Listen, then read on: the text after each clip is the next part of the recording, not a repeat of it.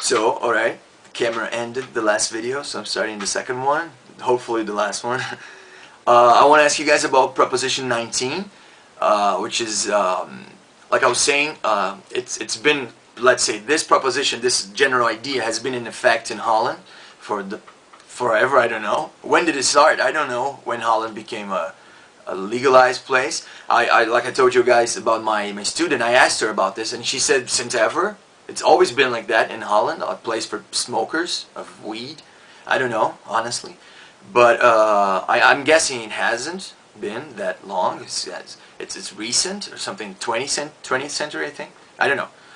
But, so what I'm saying is, they respect it, okay? But they would like it if other places also respect it, so all the potheads wouldn't have to go there, you know what I'm saying? They have this notion. And I understand that, you know, I understand. Because when we smoke weed, we get into the party vibe, the feel-good vibe, you know? We want to, it's not like something like, I don't know, smoking weed for me is not like you smoke it and you just collapse on the chair and you know, you melt with the couch like they show in those bogus anti-weed commercials, you know? I think it's a happy experience, you know. It makes you want to enjoy stuff more. You perform better at things, you know. For me, at least, especially if it's something artistic, that's obvious, you know. So if you like art, you have to like weed because it helps, you know. Even if you personally don't want to do it, you have to accept the fact that the artist probably did it. Okay, you have a big percentage of artists that did weed, you know, smoked pot, and that's helped art. You know, you can't deny that. Exactly, you can't deny it, alright? It's obvious. Alright, so I want to ask you guys, how are you voting? How are people around you voting? Do you think Prop 19 is going to pass? And what is it going to change? Is it going to have a domino effect, just like the medical marijuana bill from the Perron guy or somebody? This is Richard Lee that's conducting this one. I like it, right? I appreciate their leadership in this manner. You expose yourself, so hopefully you change minds and you end prejudice, right, toward drug users, because that's what we suffer. We drug users, we suffer the same prejudice, the same type of prejudice of social exclusion that gay people used to suffer, black people used to suffer, you know, illegal immigrants all around the world used to suffer, black people all over America, all right, and especially here in South America too. And this type of when you expose yourself as one of those groups, people tend to judge you, all right? And everybody as a whole judges you. Even like a black person is going to judge you the same way a white person would, a Chinese person, you know. You know, racism is the race evokes the racism. It's not of course the other ones feed it and change it. But above all, the tags are attached to the race, okay? So it's very important that black people do whatever it is that they're doing, and they have ended racism, you know. I was born into a racist atmosphere in the 80s, okay, but now this atmosphere doesn't exist here in Brazil anymore. So I can say it's a racism-free country toward black people. They're a part of us, they're mixed, and everybody's one, you know, here in Brazil. I can tell you that. But not with the drug users. Drug users are still separated. They are frowned upon, to say the least. They are... they have to hide, they have to run, they can suffer corruption from the police forces, they often do. They're put together with people in jail, people that have committed real crimes like murder, pedophiles, sexual offenders, you know, like burglars, and also like drug dealers, which we're trying to run away from. Do you think we like drug dealers, right? Nobody wants to deal with people that build empires. Nobody wants to deal directly with kings, you know, crazy people that think that everybody's trying to kill them and frame them, and, you know, and catch them off guard. So they are overly protective, and they resort to fucking barbaric rituals like cutting people's hands and, you know, raping people. You know, that's horrible. You know, we don't want to do any of that. We don't do that. So that's what I'm saying. I totally advocate for Prop 19. I want it to pass. I want you guys to be for it. I'm sorry. That's my political agenda I'm fulfilling. But anyway, that's it. And I just recorded some cool videos, some two Brazilian songs, which I think I need to showcase my talent in Portuguese too, because it manifests very well in Portuguese. And that's it.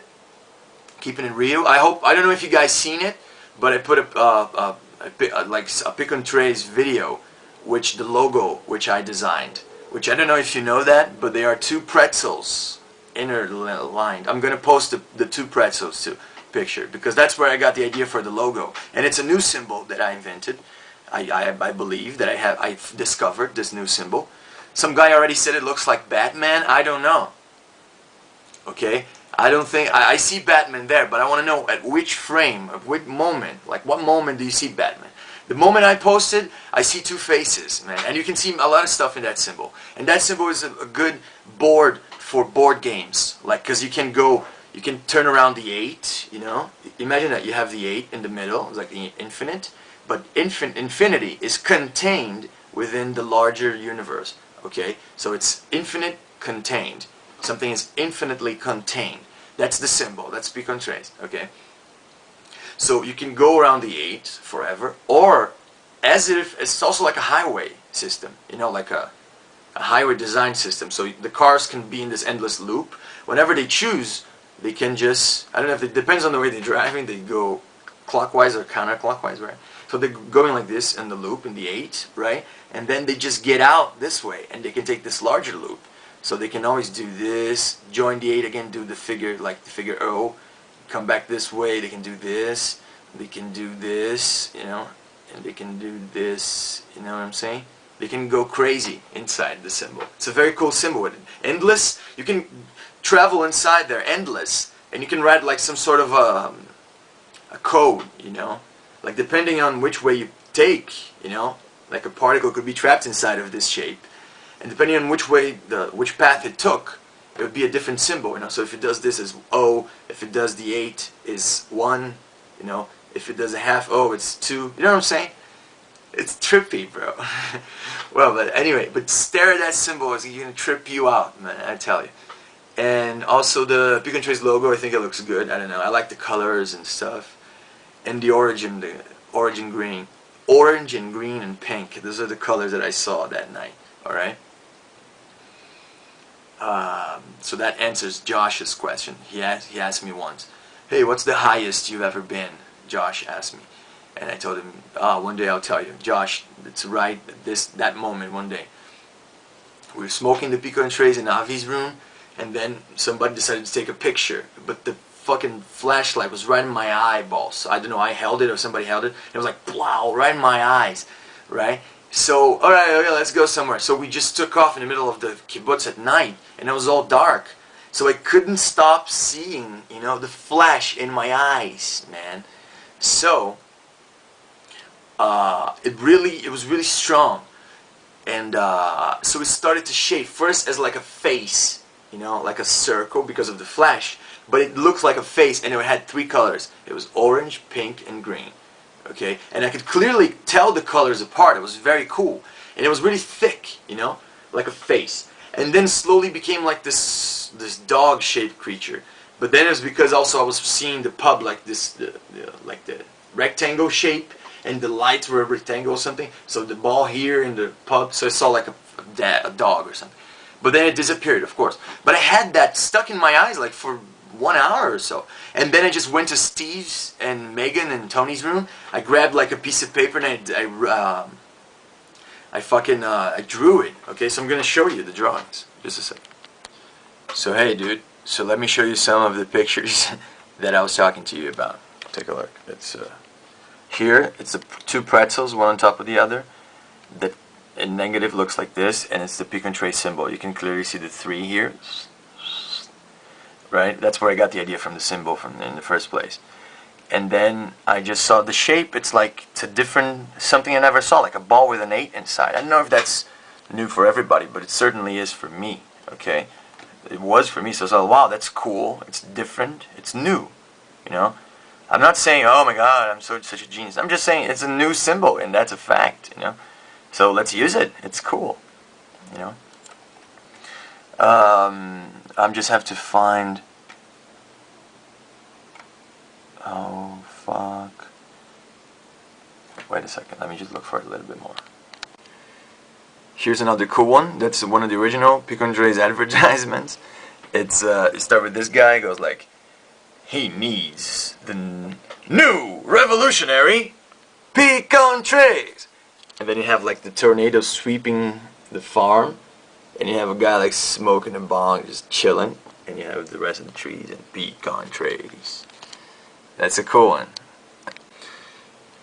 This is something I took a picture of in Tel Aviv just as I arrived there, in one of those nights where I went by myself without a place to stay, to play with a guitar, and I saw this sign right outside the Tachanat Merkazit, and it's no hope. I like it. And these are two of the girls that I met one night, and this is tarot cards.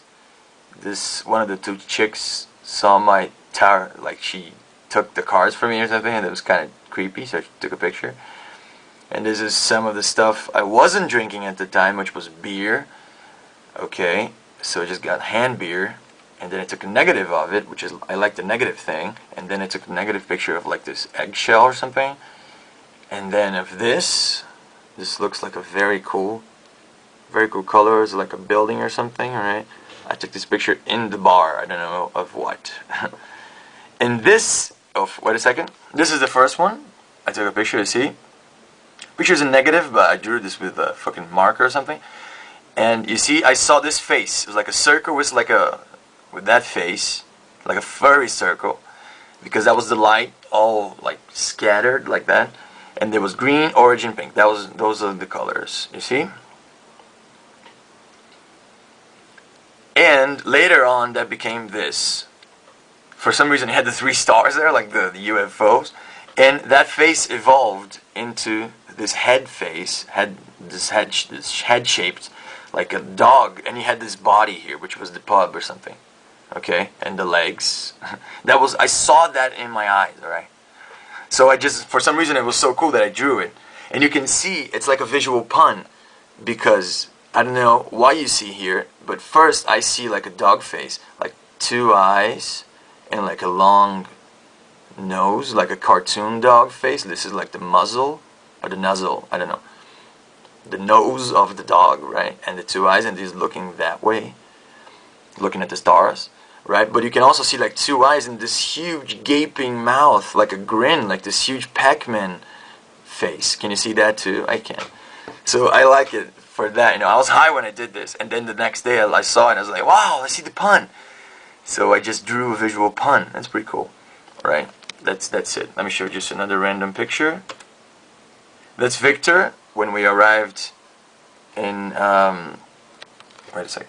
When we arrived in Eilat, waiting to see if we're gonna get a job, and he's weighing himself, and you can see his weigh. I don't know if you can see it, but it's 668. But when I was supposed to have taken the picture, it was 666. So he is really the devil kid. Alright, that's Victor for you.